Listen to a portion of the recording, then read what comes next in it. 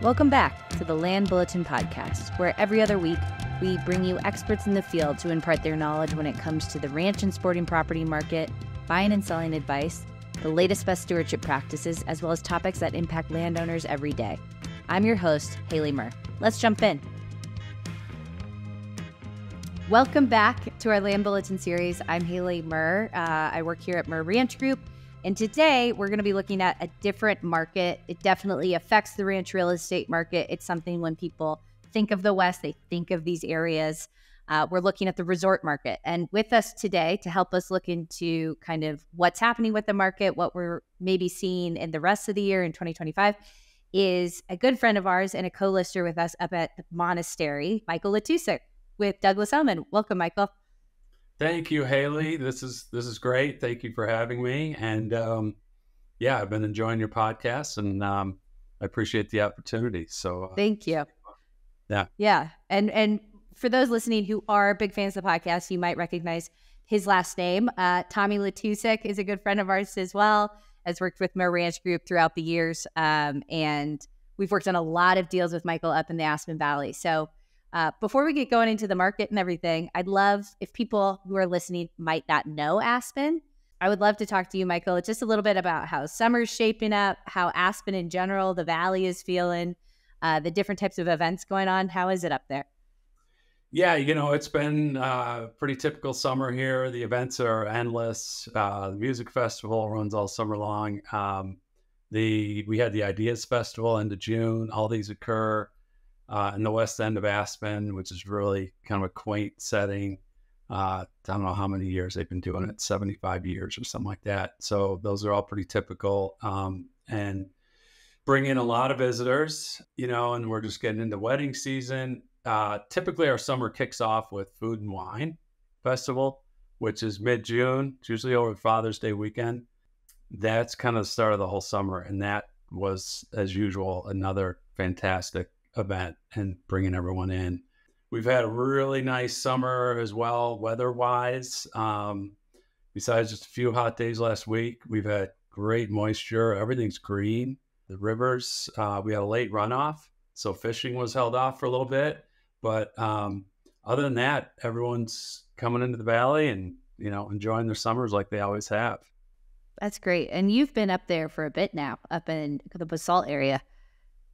Yes, I live downtown Basalt. I've been here for 15 years. Lived up in Aspen for 12 years before that, but I'm originally from Chicago.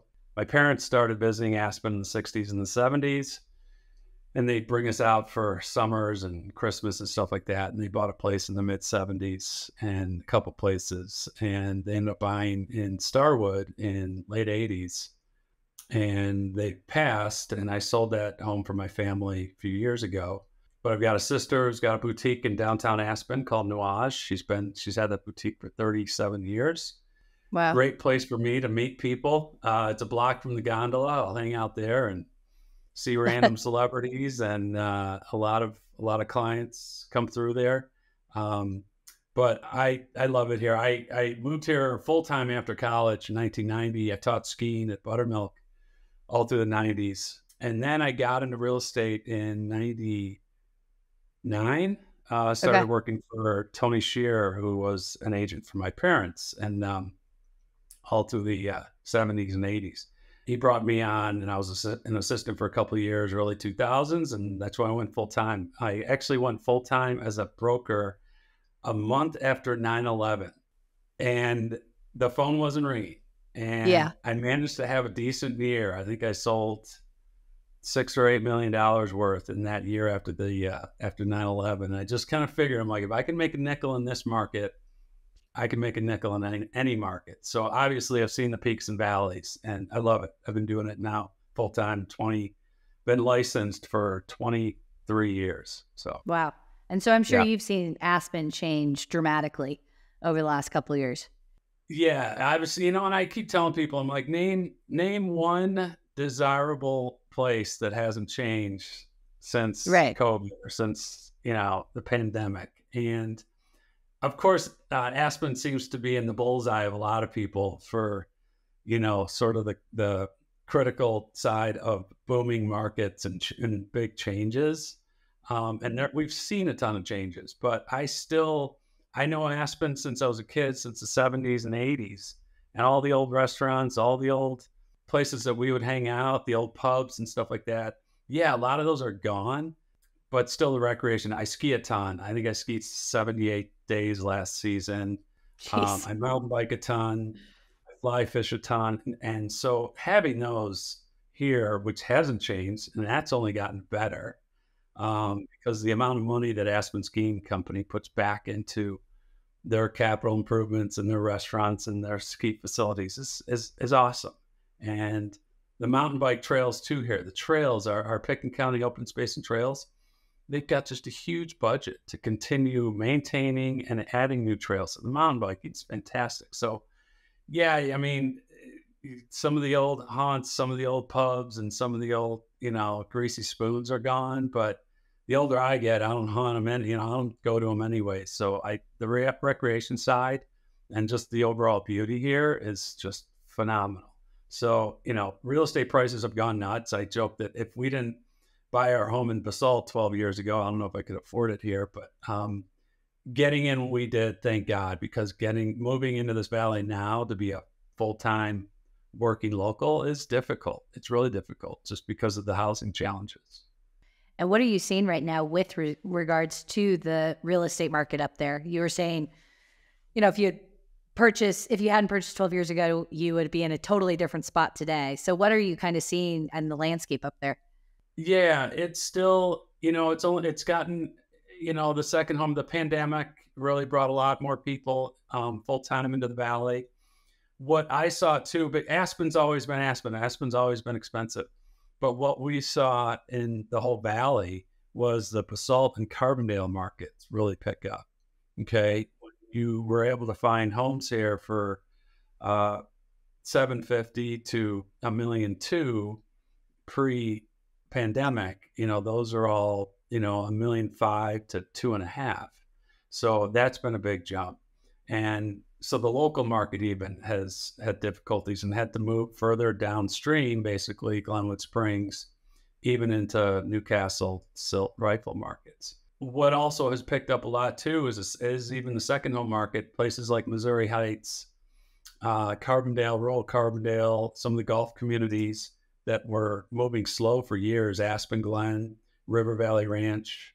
Those, you used to be able to always find a lot in there to build on for $100,000 to $250,000, and now minimum there is $350,000, $400,000 to find a lot in those places. So that's brought it up, and those that say can't afford wouldn't even touch Aspen at $3,000 to $6,000 a square foot.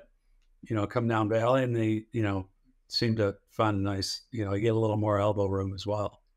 And I feel like Aspen is, like you said, Aspen is Aspen, but I feel like that's kind of been happening to all resort markets after COVID. There's the epicenters like the Steamboats and the Vales and those kinds of things.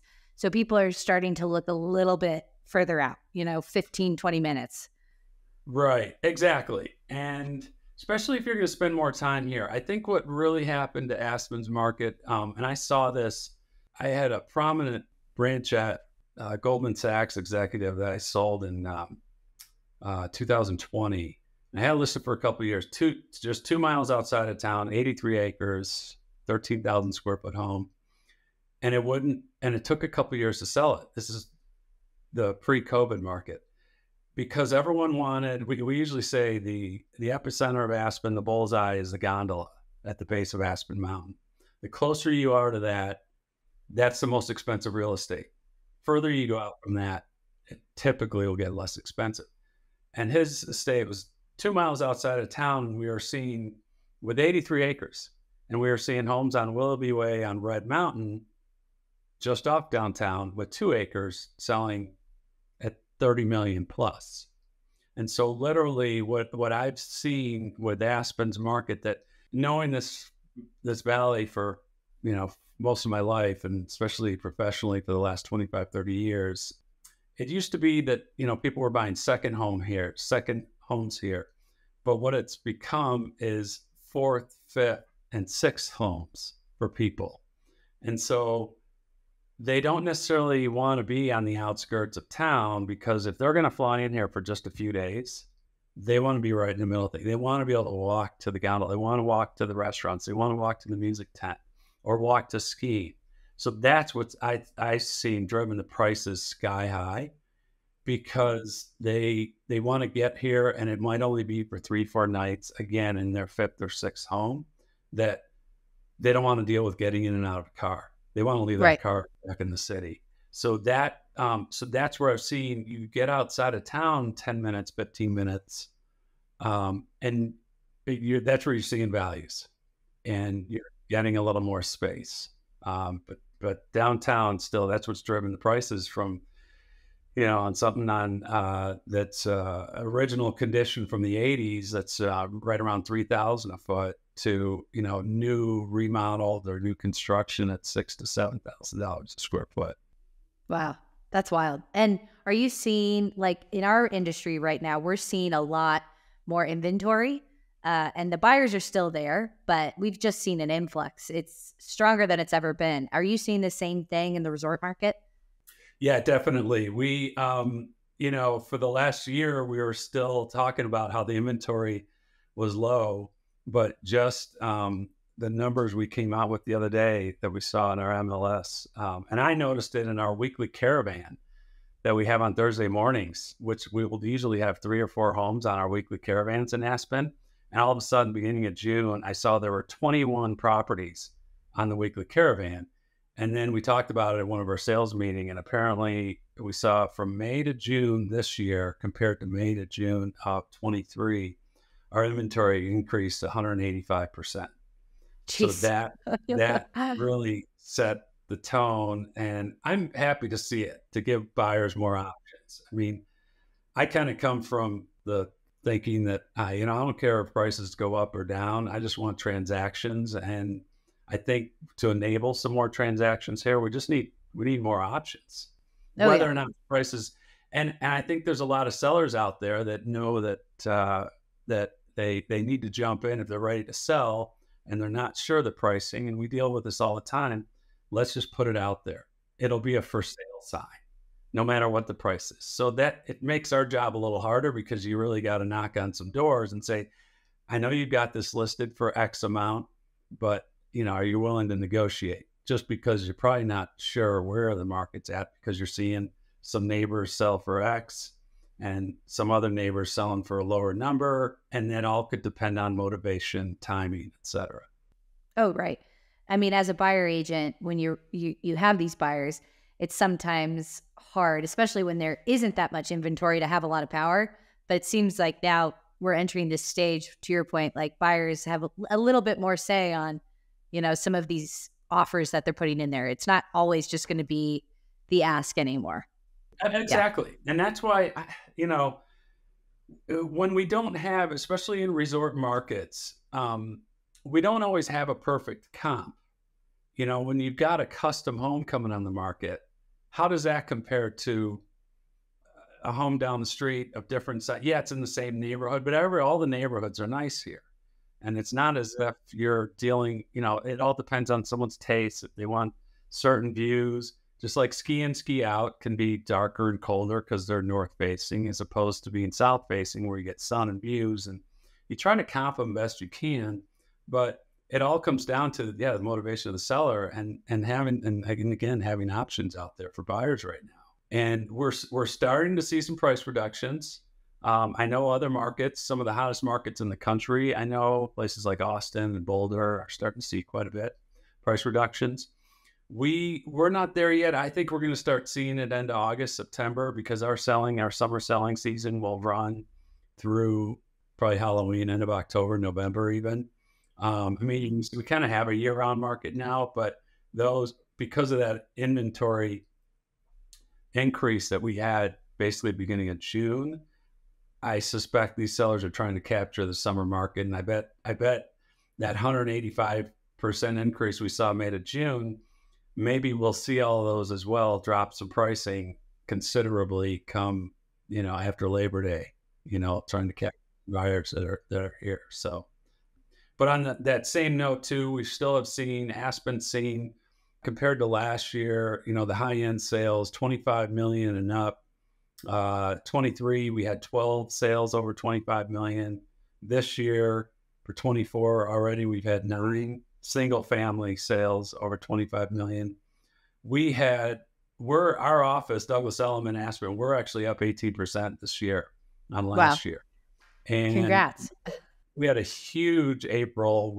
A couple brokers in our office set the record for the state of Colorado, selling an estate home on Red Mountain on Willoughby Way for 108 million. Steve Wynn out of Las Vegas and his partner bought that. And it's interesting because this home has set records 3 times. During the recession in 2009, it sold for 53 million.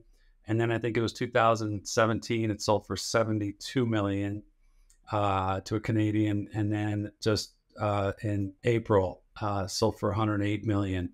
We've had some, and just a couple weeks before that, there was a $77 million sale on Owl Creek, an estate on Owl Creek. So we've seen some major deals go on. And so that's continuing. So whether we're seeing a little dip for the summer, I still think it's been really strong here. And we're continuing to pick up some really awesome listings, hence the Monastery that I'm co-listing with Ken. As well, we've got some really neat properties up in Starwood that our office is listed in the West End overlooking Hallam Lake. Agents in our office just listed a single-family home and a vacant lot on Willoughby Way for 85 million, which is basically front row. So that's exciting to see some unique, not just random homes with crazy pricing on it, but some really unique properties like the Monastery that I still think in this market could have a great chance of selling because they're one of a kind. Well, were there any indicators? You're saying there's this really strong couple of years that's been happening. Were there any indicators that led to this market, or was it just kind of right place, right time, pre-COVID, people trying to get out of major cities? Yeah, I guess what I've learned in the 24 years I've been an agent is, and most of our technical, analytical gurus that we have here that analyze the Aspen market, we mirror the stock market quite a bit. Okay. And whether that money is being directly taken from the stock market and put into Aspen real estate is hard to tell. But that of one of the steady trends that we've always seen is as long as the stock market's healthy, our real estate market's been healthy. And I think it's still driven domestically. We don't get a whole lot of foreign investment here. We do, there are some out there, but right now, summertime, it's heavy with the Florida market, Miami. If these temperatures continue in the rest of the country, Texas, Florida, East Coast is still our strong market. And I can't blame people that, not many places in the country can you go out in the middle of the day and still recreate, get on your bike, go for a walk, go golfing, without, melting out here. So that this climate alone has still sustained that summertime higher end crowd. So that's been a blessing for us. I know your buyers are a little bit different than let's say the Denver market. The types of individuals that are buying these places might not be as affected by interest rates, but have you had any impact from that, from your buyer pool of people not being able to pay what they used to? Yeah, on the rate side, what's it? I mean, say 4 out of 5. It's more like 9 out of 10 of our deals in the Aspen area are cash deals. Does it affect them? Of course it does on their other investments, but it's not. They're not getting loans on these properties. It is affecting the local buyers that might be mid-valley because, yeah, pretty much the resort side of it, the second or third or fourth, fifth homeowner we're seeing come into the Aspen market, it's a cash buyer. So the rates are really, anyone that's considering selling that may have a mortgage, as we all know, we've been hearing about this, they don't want to sell if they've got a 2.8 or a 3 or even anything under 5%, because the next move they make is going to be, 7%.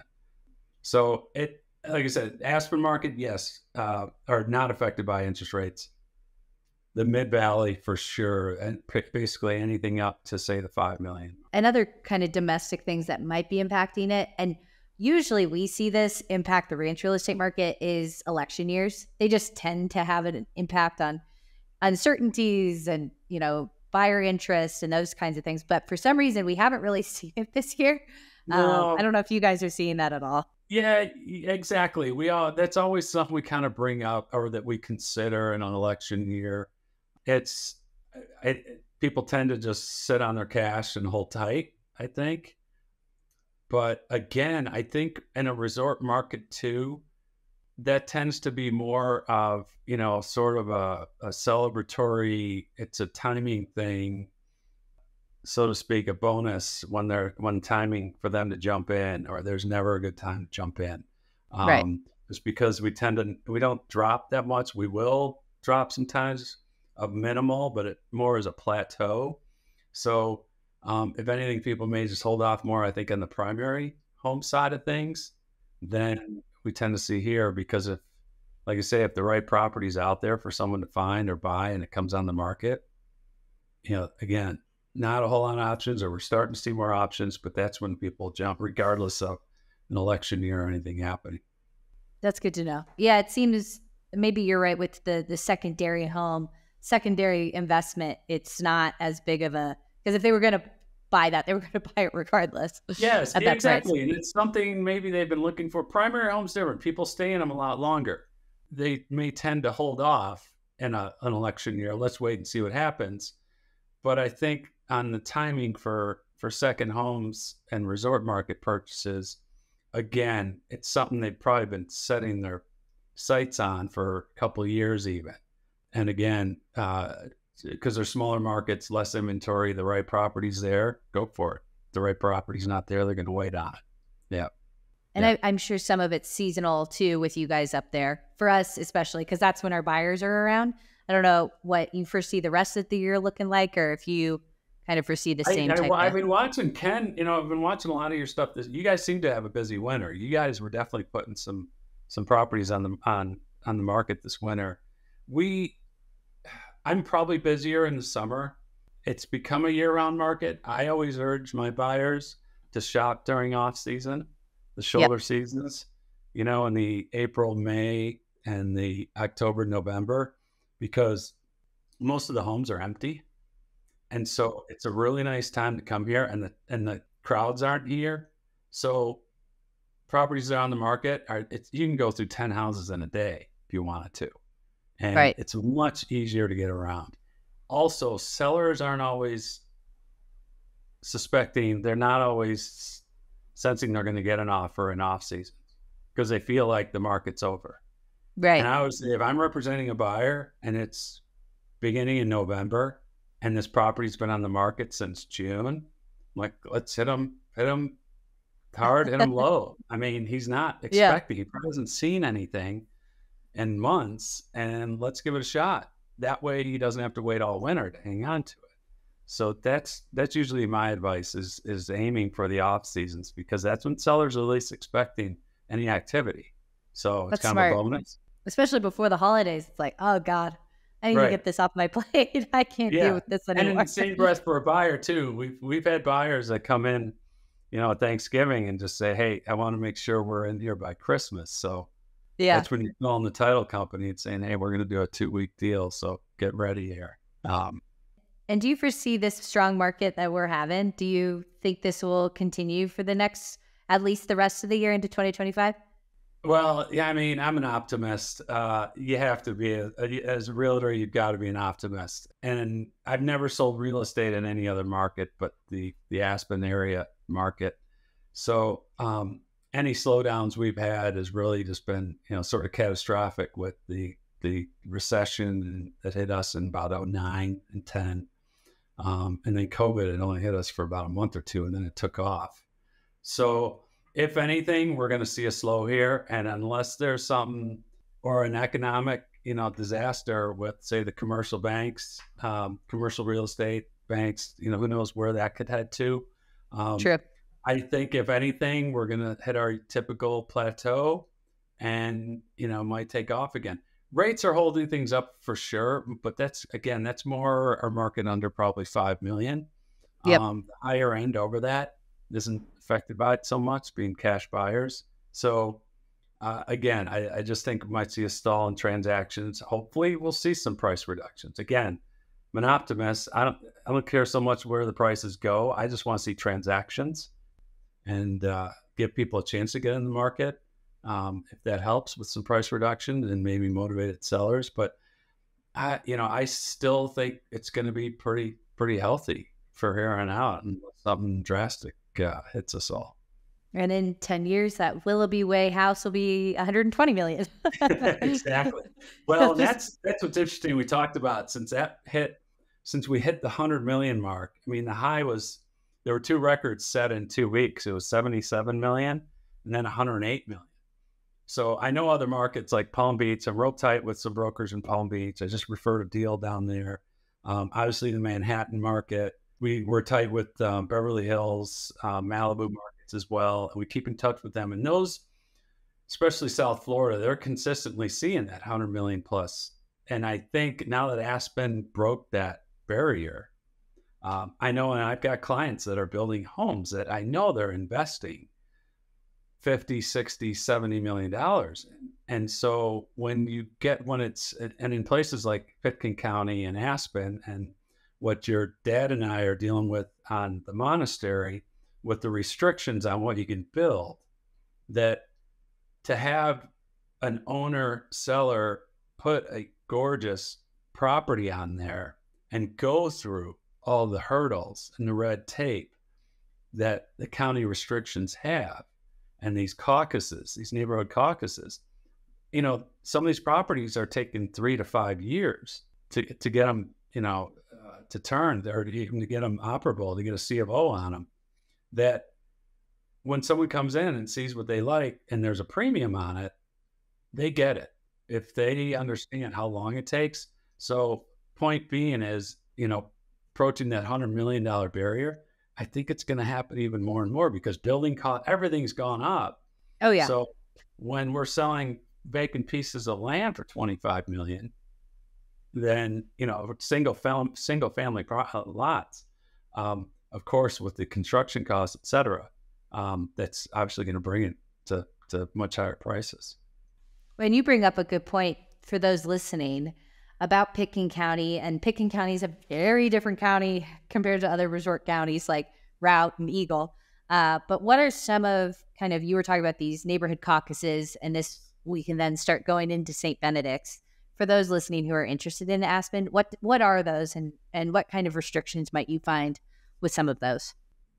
Well, basically, these caucuses, and probably the most prominent one is the Snowmass one. They call it the Snow Cap, which is Snowmass Capitol Creek Caucus. And it's basically a lot of the longtime homeowners that have been there and have gotten together. And it's almost like forming their own large HOA. And they are going to put restrictions on what home sizes can be built. If you saw the Journal today, the last day, that's been the biggest criteria is home sizes. And it sounds like it's happening nationally now. The mega mansions, as they're calling them. This was huge. The max single family home size built around Pitkin County was 15,000 square feet up until I think it was November 1st of last year. And they had a committee put together, and basically for efficiency, green built homes, they dropped that to 9,250, from 15,000 to 9,250. That's a big jump. And then in certain rural areas, it's actually 8,250, 8,250 square feet. Primarily in the Aspen City area, it's 5,750. Okay, 5,750 is the max build. Certain areas, it depends on zoning, such as St. Benedict's Monastery even, which is part of the Snowmass Caucus, that they put a restriction that it's going to be 5,750 no matter what on any building sites. No TDR is allowed. And a TDR is a transferable development right that you can buy around here. take off a rural piece of property that's not going to build, and you take their development right. And it basically adds 2,500 square feet to your plans or your existing home if you need it. So you can go up to 8,250. But even the Snowmass Caucus said, nope, we're not even allowing any TDRs. So it's basically become a neighborhood watch committee. Yeah. And they're trying to keep, the rural integrity of these properties. And I get it. I think people have gotten pretty well used to Pickens County's restrictions, that they know that if there is something that maybe has been grandfathered in to do 12,000 or 13,000 or 15,000 square feet, it's going to be worth a lot more. And right. Then there's some that just come from the background that, hey, we don't need a home that big. That's going to be plenty. That works. So it all depends. But I think Pickens County appreciates it when they do have these caucuses, because it kind of helps them keep localized things. And it's basically will manage these little micro markets and these valleys that come up within counties. So they're very active. And that's what we're seeing a little bit more of. And they're trying to, I appreciate that they're trying to retain some of the view sheds and the vibe of that rural aspect. And that brings up, we've talked about the Monastery a few times, and we've talked about the market in Aspen in Pickens County. What makes this offering so different than anything you've seen hit the market up there? Yeah, this has been a really neat opportunity to work with Ken and be able to co-list this with him, because there's not one person in the Valley that hasn't had some sort of experience with the monastery, whether it's going there for midnight mass, on Christmas. And they used to bake cookies and get those out, and the monks were all there. There used to be up to 30 monks there. And they had retreats there. They've got all the retreat cabins. But what's so special about it is basically it's the largest piece of land, amazing piece of land in Pickens County to be offered for sale. It's 3,700. We're going to have a survey in a couple of weeks, anywhere between 3,700 to 3,800 square feet. And it was bought, donated. However, the transaction took place back in 1956 with the St. Benedictine monks that came out from Spencer, Massachusetts. Word has it from Father Damien on the property, they were potentially heading towards California to do another monastery there, but they already had enough monasteries in California back in the early 50s.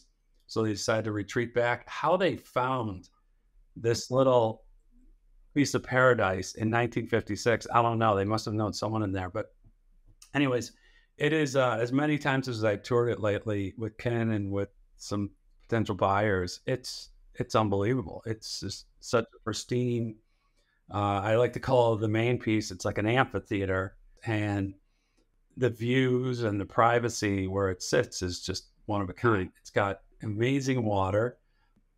There's 3 creeks going through it: Capitol, Lime Creek, Sopus Creek, and as well a bunch of ditches that supply great water, great irrigation. I think we've got 1,200 irrigated acres on this. So it's going to be, and your dad, Ken's done a great job, as well as some other Pickens County representatives, to already set the tone through some newspaper articles, et cetera, that it's going to take a very conservative, conservation-minded buyer to be buying the monastery.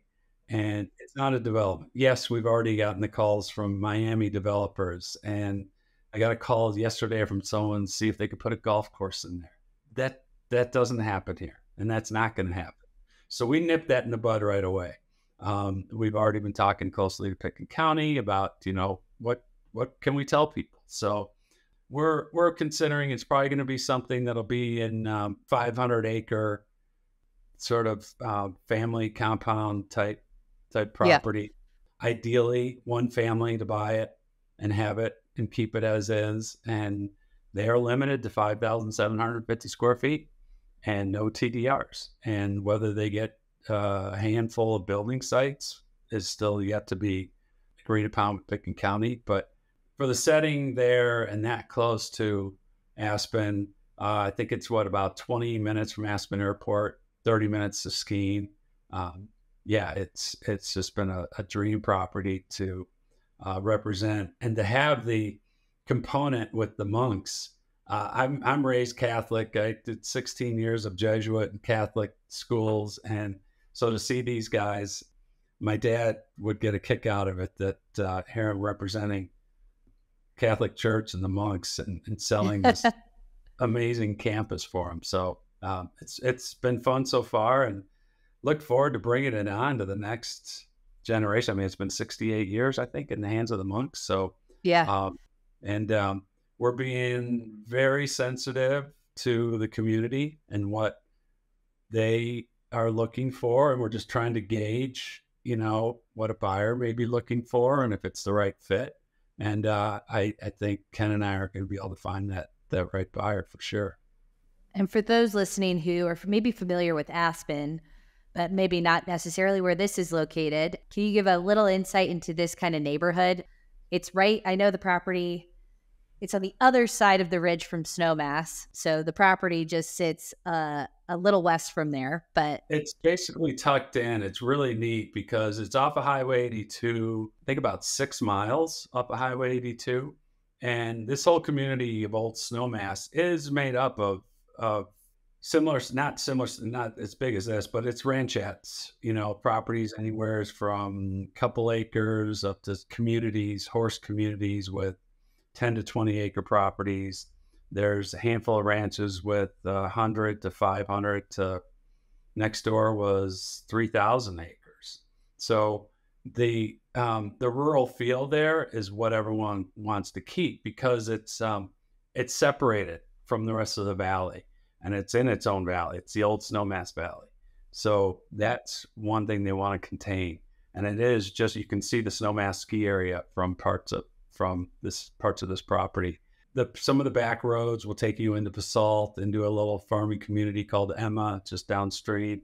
And some of the hiking back there to get up to Capitol Peak and Willow Lake is up there. Apparently that's where John Denver wrote Rocky Mountain High back in the day. Wow. He had his Windstar Ranch in Old Snowmass, just around the corner from the monastery.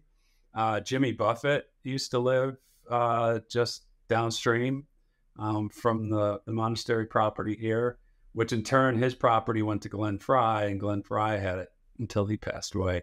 Yeah, it's just it's got some characters. Kurt and Goldie Hawn have their, it's called Home Run Ranch. They've had forever up there, probably at least 40 years, I think. So yeah, it's a really, really neat community still with some thriving cattle operations and an agricultural field. There's even some polo fields up there. So yeah, it's a neat spot.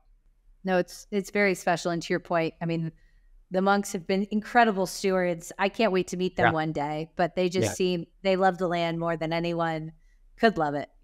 So it's great to be the stewards to help them kind of, say goodbye, but also find someone that'll take care of it just like they did. So exactly. And I think that buyer's out there. And fortunately, with the sort of the PR that Picken County has done for itself, most people know that they're not coming in to build, a resort or anything of that capacity. It's going to maintain its really neat agricultural and Rocky Mountain feel that everyone enjoys, and that's what a buyer is looking for in a property like this. No, this is, and what better person to help us with this listing than you? I mean, just hearing your insight in the Aspen market and how it is similar to the ranch real estate market with the types of buyers that we might be kind of working with, but very different, all in the same capacity, because you guys are working with a lot more transactions, a lot more people coming through the door. And it's important to have a heartbeat on the community and what's important to the community. So having you on board has just been awesome. So I feel good about this team and finding the right buyer for this spot. So me too. No, this has been great. And I think it's a great partnership here, because what I typically deal with around Aspen and those types of buyers, I know Ken is funny about, some of his ranch visits that typically will take 2, 3, 4 hours or a whole afternoon. Whereas I know these types of buyers that are, coming in, and they might tell me in the first 2 minutes, nope, this doesn't work. And they walk out. And that's the way it is, but you having me up here locally, again, whether I'm going to help facilitate some of the pesky local Aspen realtors that Ken doesn't have to deal with, I'm happy to take them on. I kind of pride myself that I can deal with about 99% of the Aspen realtors and get along fine with them, and I have a good reputation with them. So I'm happy to take that on, just to get through some of that stuff and help Ken with the local knowledge, which is what it's all about. And especially with Douglas Elliman too, our outreach that we've got, and we haven't even tapped into the Knight Frank side of it yet too, on the European side. But Douglas Elliman as you've come to experience a little bit here with the marketing and the PR at more of a national and international level, has been just the best. And we pride ourselves on trophy properties like this to market them the right way and to get them out there in front of that buyer. And again, I think that's where we get a lot of some of these special and unique listings, is because Elliman's PR and marketing is by far the best I've experienced in the 24 years I've been in the business. And they know how to get into the right people. We've got a PR department in Beverly Hills, New York City, and anytime we get an interesting listing, a unique listing like this, they're the first ones to call me and say, Michael, what are we doing? What can we do to help you? Let's get this out there. And within moments time, it's in front of all the high-end markets that we are in. So that's been a huge benefit. Yeah. And it's a benefit to us too, because we have, we're known as the premier ranch brokerage in Colorado. But that reach of those types of buyers that might not be necessarily looking for ranches, they might just be looking, they thought they wanted a house in Aspen, they thought they wanted this luxury real estate, and then they're like, oh my gosh, all of a sudden I could buy this for 150.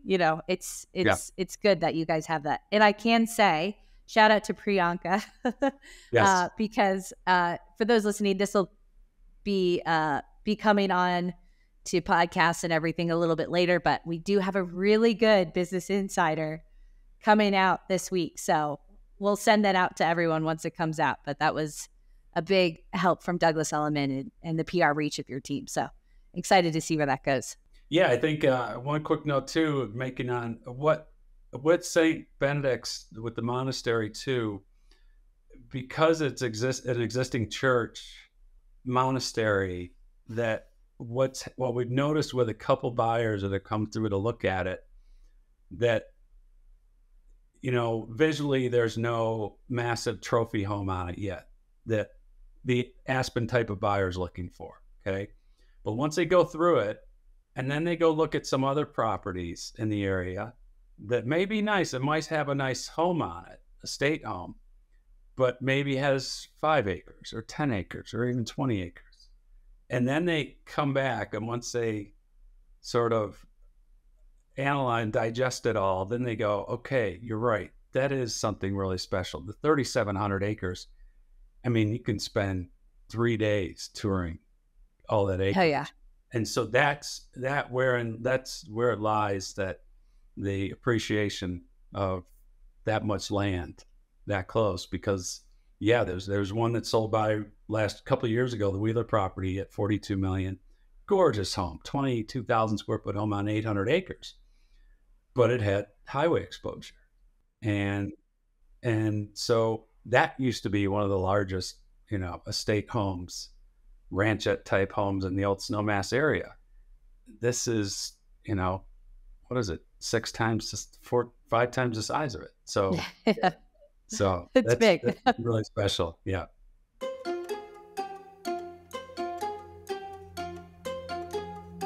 And now we're just going to do a broker speed round with Michael. So here we go. Favorite restaurant in Aspen? Caribou Club. Oh, nice. Yes. Haven't been there yet. I need to try it. We've been members since the day they opened. And yeah, Caribou Club by far.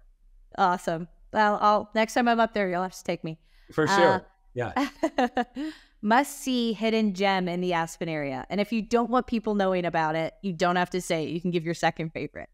Yeah, I mean, the usuals are Maroon Bells, Frying Pan Valley, Frying Pan River Valley by far. Yeah. I would agree. I love it up there. Favorite time of year in Aspen? Yes. I go back and forth. My favorite months have typically been March and September. Okay. Because I'm a big time skier. March, because we usually get the most snow and the weather gets a little friendlier. But the fall is, September into October could be the best as well. It's unmatched. Yeah. I love it up there during that time. Best way to relax after a long day of showings or skiing. Fly fishing. Fly fishing. It's either fly fishing or mountain biking by far. Because living in Basalt. How nice. One of the reasons why we all have big SUVs living here and we treat our cars like lockers. Because I drive a Yukon and I keep my fishing gear or my ski gear or my mountain bike in the car, depending on the time of year, because after showing and driving home, I'll usually peel off and go do something for myself after a long day of showings. That's so nice. Yeah. I'm wanting to go up there now. Yeah, it's just too hot down here. Preferred mode of transportation around Aspen? I would imagine it'd be the Yukon, but then the bike Yukon after that. By foot. It's all by foot. Yeah. Yeah. I always recommend people, especially this time of year, summertime, because Independence Pass is open. So it's so much busier in the summertime than winter because the pass isn't open in the winter. So a lot of times people are staying in Glenwood Springs or staying in Buena Vista, and they'll drive through Aspen for the day. They'll get their ice cream cone and their t-shirt, and then they'll drive on. Head out. Yeah. So it's packed. So I park my car and then I just walk all day long around there. I feel like traffic can get pretty bad at certain points in the day. Yeah, and that's the thing. I mean, the traffic's gotten bad out in all these desirable mountain communities, and you just got to time it. Either going early or going midday, and you just got to time your way around the traffic for sure. And doing with construction, all that kind of stuff. But yeah, it's by foot. And the Roaring Fork bus system is super nice. Yes, I love it. Rafta, Rafta if you have to. Rafta, the Boozer Cruiser, whatever you want to call it, the Vomit Comet. It's amazing. And everyone around here, their kids start riding the bus at around 12 years old on their own. I love that. Yeah. I mean, as you should. Yeah. I think it's important to trust the bus system. Yeah. Okay, and then favorite luxury amenity and high-end properties. So you sell a lot of these beautiful homes. Like, what's your favorite thing that's been built into these that you've been like, okay, I can incorporate that into my house one day? Yeah, I mean, from the high-end dog washes that you see in the garages, are really plush. The outdoor kitchens, I was at an open house today on the river in Woody Creek. This home was stunning.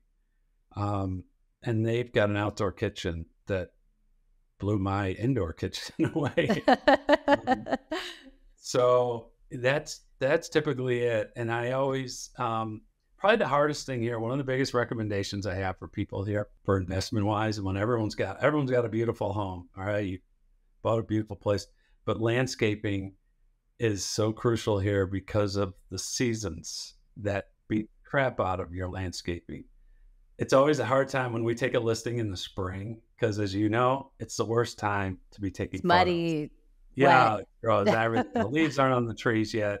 So, come into May, June, but probably the biggest amenities is by far the landscaping. And I'm trying to think, one of the most latest, coolest features, but it probably what usually gives me the wow factors in a lot of these homes is kitchens and then the bunk rooms. that they do for kids, because a lot of these big homes are going to hold a lot of kids, and they do the most elaborate bunk rooms.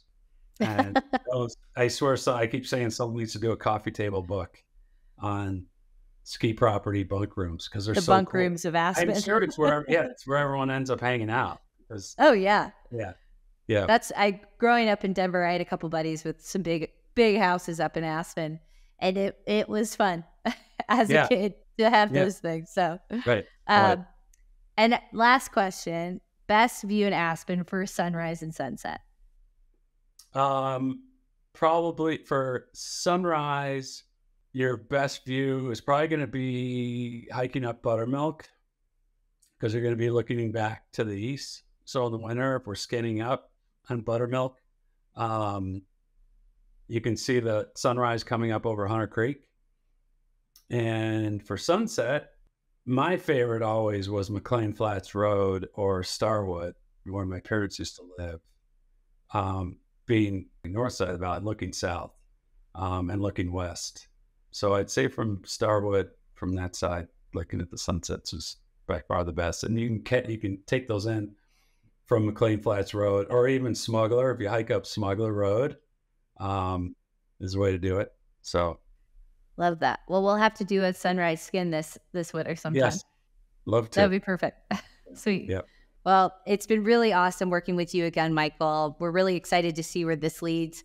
Like he said, we've had a couple buyers look at the Monastery, but there's a lot of other listings out there that Michael is listed or Douglas Elliman's listed if the Monastery is not your cup of tea. So if you have questions about the Aspen market or anything like that, we're happy to connect you with Michael. But I just want to thank you again for taking the time today to talk about what you're seeing up there.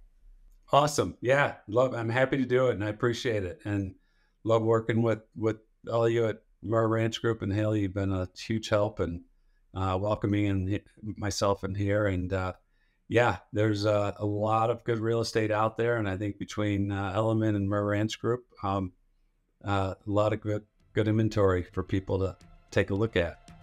Awesome. Well, thanks so much again for coming on the show. We'll chat soon. Great. Thanks, Hayley. Thanks for joining us today.